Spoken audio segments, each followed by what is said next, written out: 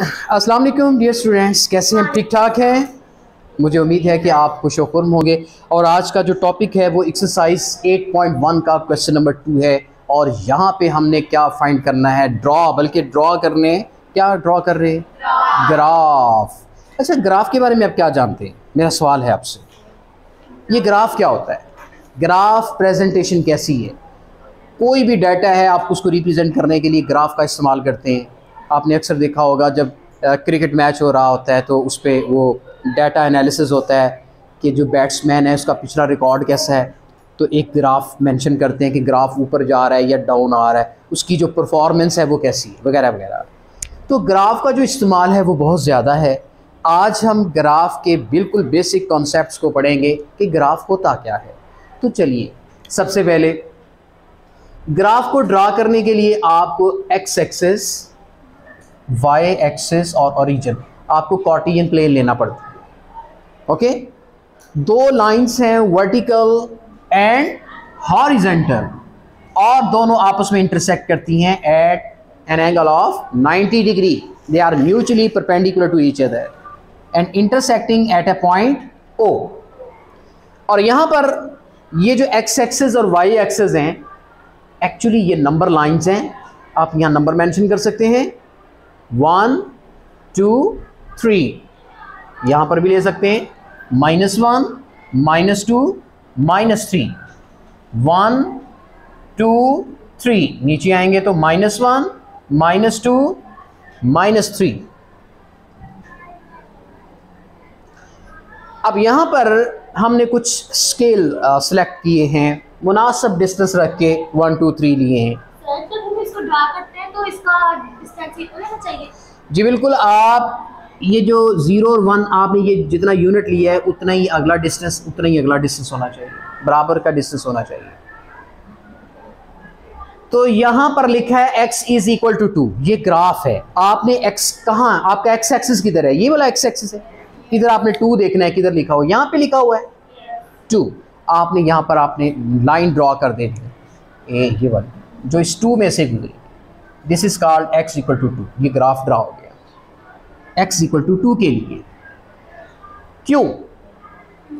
क्योंकि यहाँ पर जहाँ पर भी आप पॉइंट ले लें, इस लाइन के ऊपर, इस लाइन के ऊपर कहीं भी पॉइंट ले लें, आप उसको, उसका कोऑर्डिनेट बनाएं, उसका पेयर बनाएं, तो देखें क्या आता है। इधर x कितना आता है? 2। y कितना आ रहा है? 2। इधर x कितना आ रहा है? 2। इधर y कितना आ रहा है?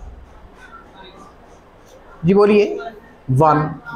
ओके, अच्छा, अगर आप इधर आ जाएं, इधर x कितना है? 2। इधर y क्या है? 0। इधर x कितना है? 2। y कितना है? -1।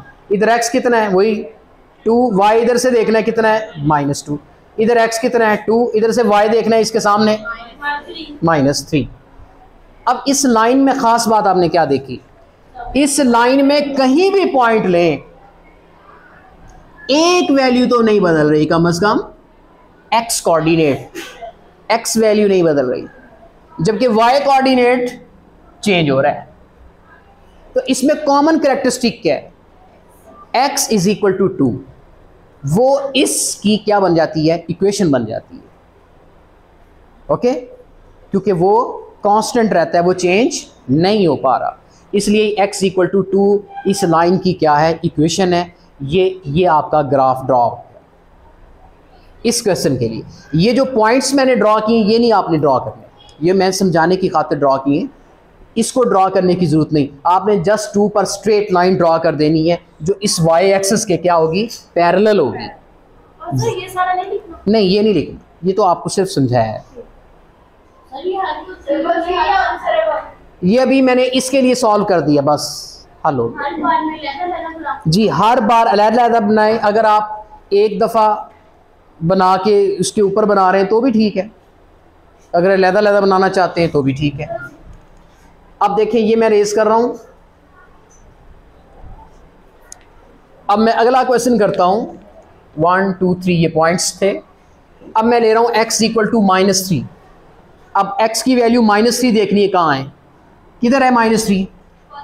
ये है x इक्वल टू -3। x पे देखना है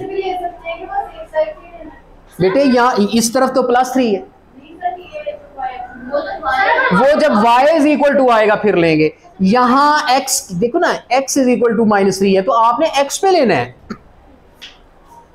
तो यहां पर देखिए, यहां पर स्ट्रेट लाइन आपने ड्रॉ कर देनी है।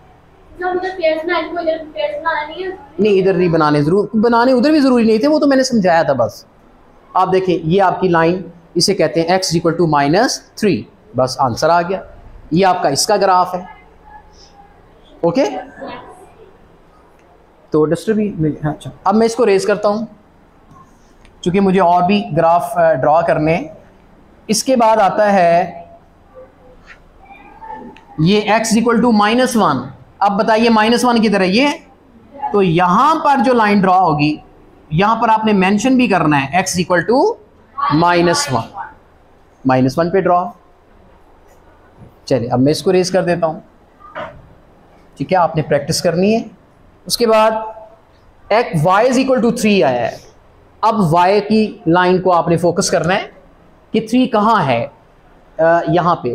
तो इधर से लाइन आपने ड्रॉ यूं करनी है। ये लाइन थोड़ी बोल्ड करेंगे हम बोल्ड कर लें या कोई ज़रूरी भी नहीं है, ऐसे भी आप लिख सकते हैं इसको। आप इसको लिखेंगे y इज इक्वल टू 3। ये बात ज़हन में रखिएगा, जो y is equal to something हो वो x एक्सिस के पैरेलल बनेगी, और जो x is equal to something हो वो आपकी y एक्सिस के पैरेलल ड्रॉ होगी। उलट यानी हो जाएगा। अगर देखें ना, x इक्वल टू समथिंग है, x इक्वल टू कुछ भी है, तो आप कहेंगे ये लाइन तो y एक्सिस के पैरेलल बनेगी। अगर कोई आ जाए y इज इक्वल टू 3 -3 या 4 आ जाए, तो समझ लें कि वो लाइन आपकी x एक्सिस के पैरेलल बनेगी। एक और बात बता दूं, अगर x y की वैल्यू पॉजिटिव है तो वो x एक्सिस के ऊपर बनेगी। अगर y की वैल्यू यहाँ -3 होती तो यही लाइन फिर इस लाइन x एक्सिस के बिलो बननी, x एक्सिस के वो बिलो हो जाएगी। जो पॉजिटिव होगी y इज इक्वल टू वो x के अबव होगी। इसी तरह जो x equal to positive value होगी वो इस y एक्सिस की राइट साइड पे आएगी, और जो x इक्वल टू नेगेटिव होगी वो इस y एक्सिस की लेफ्ट साइड पे आएगी। Is it clear? इस तरह से अब यहां पर एक और इक्वेशन आ रही है, ये इसको मैं रेज कर देता हूं। आगे है y इज इक्वल टू 0। मेरे बच्चे, y इज इक्वल टू 0 से मुराद क्या है? कहां y 0 होता है? भाई y 0 यहां होता है, इधर तो x भी 0 होता है, y भी 0 होता है। हाँ, मैं बताता हूं। y is equal to 0। अब आपको पता है जो y इज इक्वल टू 0 है, इसका मतलब वो लाइन कौन सी होगी? वो x एक्सिस पे बनेगी, x एक्सिस के पैरेलल होगी। अब वो x देखिए, अगर y इज इक्वल टू 3 हो, इसका मतलब वो इस x एक्सिस से 3 स्टेप ऊपर। अगर y इज इक्वल टू 1 हो तो 1 स्टेप ऊपर। अगर y इज इक्वल टू 0 हो तो ना वो ऊपर ना वो नीचे, वो वहीं। और वो जो वहीं है उसको क्या नाम है? उसका x एक्सिस। इसका मतलब ये equation y is equal to 0 actually इसको कहा गया है, इस हाँ, इसके ऊपर ही ड्रा कर दें। मतलब इस पूरे x एक्सिस को क्या कहा जाता है? y is equal to 0। Okay,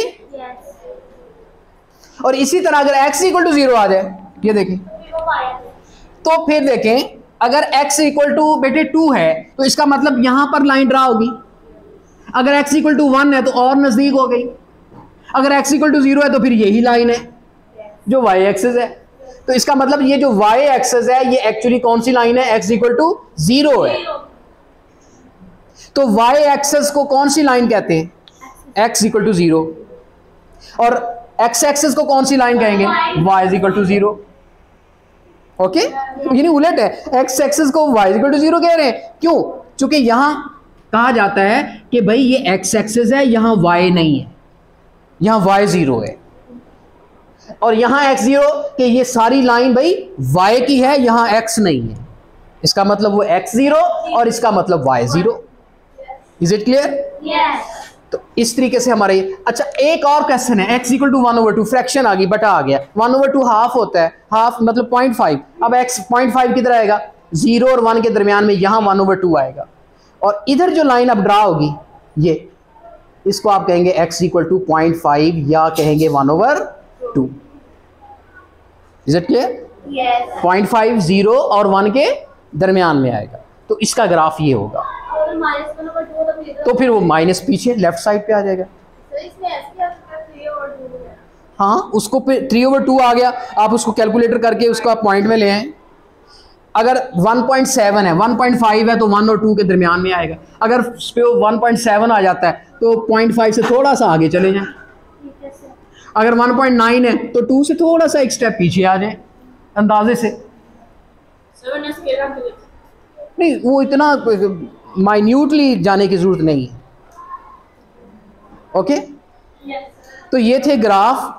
और अगला क्वेश्चन है आपका, अच्छा अब इसको रेज करके नेक्स्ट एक और कैटेगरी है। अच्छा, इसमें देखें इन ग्राफ में खास बात है, अगर x यूज हुआ है तो y नहीं आया, अगर y यूज हुआ है तो x नहीं आया। अब क्या आ रहा है, ग्राफ हम यही यूज कर लेते हैं, इसको थोड़ा सा साफ कर लेते हैं।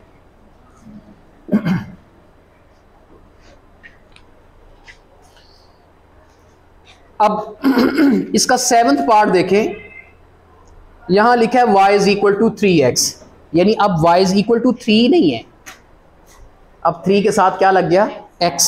दोनों वेरिएबल साइमल्टेनियसली अकर हो रहे हैं। अब क्या करेंगे, यक वक्त दोनों आ रहे हैं। अब इसका हिसाब और है, इसका तरीका और है इसको ड्रॉ करने का। अच्छा, एक और बात बता दूं, जो x इक्वल टू कुछ हो, y इक्वल टू कुछ हो, वो सीधी लाइनें होती हैं। अगर ऐसे लाइन है तो x इक्वल टू समथिंग है, अगर ऐसे लाइन है तो y is equal to something है। कुछ लाइन ना सीधी होती हैं, ना वर्टिकल होती हैं, ना हॉरिजॉन्टल होती हैं, बल्कि यूं इंक्लाइंड होती हैं, तिरछी होती हैं, वो ये लाइनें होती हैं। यानी आप ग्राफ को देख के अंदाजा लगा सकते हैं कि लाइन कहाँ ड्रॉ होगी। हाँ, क्योंकि इसमें दोनों वेरिएबल आ रहे हैं x और y, तो ये फिर ऐसे आएगी, तिरछी होएगी। अब इसको ड्रॉ करके देख लेते हैं इसका तरीका क्या है। आपने एक टेबल बनाना है, यस। टेबल बनाना है, आपने x लिखना है और y लिखना है। कोई सी दो वैल्यूज आपने x की अपनी तरफ से लेनी है, फिर y कैलकुलेट कर लेना है अपनी तरफ से, कोई सी भी ले लें। एक नेगेटिव की ले लें, एक पॉजिटिव की ले लें। चलिए, एक मैं -1 ले रहा हूँ, +1 ले रहा हूँ, यानी एक 0 की लेफ्ट साइड वाली ले ली, एक मैंने, आप 2 भी ले सकते थे क्योंकि -2 भी लेफ्ट पे है, राइट पे भी है, लेकिन मैंने छोटी वैल्यूज ले ली। दोनों तरह से आंसर ठीक आएगा और दोनों तरह से ग्राफ सेम आएगा। चाहे कोई लेने वाला -3 + 3 है, कोई ले रहा है -4 + 4, कोई ले रहा है -1 1 और कोई ले रहा है -1 और यहां आप ले लेते हो 3, तब भी ठीक है आंसर में। यानी ग्राफ की जो प्रेजेंटेशन होगी उस पर फर्क नहीं आएगा। चलें, मैंने छोटा ले लिया -1 और +1, एक प्लस -1 ले लिया, एक +1। अच्छा, -1 लिया, ये जो x की वैल्यूज हैं ये अपनी तरफ से खुद से ले लिए, इंडिपेंडेंट वेरिएबल, कोई ज़रूरी नहीं, दोनों प्लस की भी ले सकते हैं, कोई रेस्ट्रिक्शन नहीं है। इंडिपेंडेंट वेरिएबल इसको इसलिए कहते हैं, ये x आज़ाद है, ये बाउंडेड नहीं है। हाँ, y बाउंड है। y क्यों बाउंड है? क्योंकि y ने तभी आंसर देना है जो x की वैल्यू पुट करेंगे उसके हिसाब से y ने उसकी ताबेदारी करनी है, उसको वेलकम कहना है। अब देखिए y की वैल्यू कैसे आएगी, y है किसके बराबर, 3x की। अब 3x की वैल्यू -1 पुट की तो ये क्या क्या बना, -3।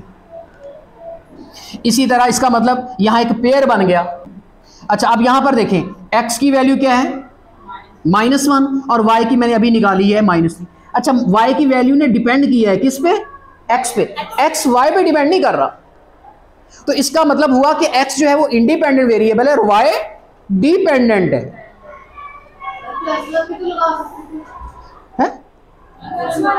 तो ये +1 भी लगाएंगे, सेकंड ऑप्शन।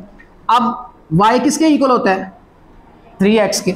अब x की वैल्यू 1 पुट करेंगे तो y कितना आया, 3। तो यहां से पेयर बनाना है बाद में, x कितना है जी 1, तो y कितना आया 3। ये दो पेयर जो हैं ये हमारी हेल्प करेंगे, दो पेयर निकालने हैं। आप इन्हें कहते हैं कोऑर्डिनेट्स या ऑर्डर्ड पेयर, ये कल भी मैंने पढ़ाया था।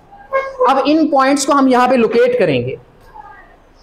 अब यहां पे आ रहा है -1 -3, तो -1 किधर है, x -1 ये, और आगे y -3, तो y -3 किधर है, ये यहां पे देखिए, ये पॉइंट आएगा। इधर से आपने x की सीध को देखना है, एक्स का करस्पॉन्ड देखना है, इधर वाई का करस्पॉन्ड देखना है, उसके सामने क्या आ रहा है। तो ये पॉइंट आपका बन गया। इसके कोऑर्डिनेट्स क्या हैं? -1 -3। सर आप इस पॉइंट का नाम ए रख लें जी। एक्स की वैल्यू एक्स एक्सिस पे देखेंगे। हाँ, पहली वैल्यू एक्स पे देखेंगे, दूसरी वैल्यू वाई। सर लाइन ही नहीं नहीं, अभी नहीं, अभी एक पॉइंट पे नहीं, 2 पॉइंट पे लाइन ड्रॉ होगी। ये कौन सा सीधी लाइन है? ये तो तिरछी लाइन बनेगी। यस अब दूसरी, x कितना है? 1, ये x1 है, और y कितना है? 3। तो यहां पॉइंट आएगा ना, x1 और y3, ये आपका b पॉइंट है। अब इन दो पॉइंट्स को जो लाइन ज्वाइन करेगी वो आपका ग्राफ है जी। ये चूंकि अब स्केल नहीं है मेरे पास, अगर हो है आपके पास बड़ा स्केल हो तो मुझे दे दें। चलिए, ये गुजारा करेगा। तो मैंने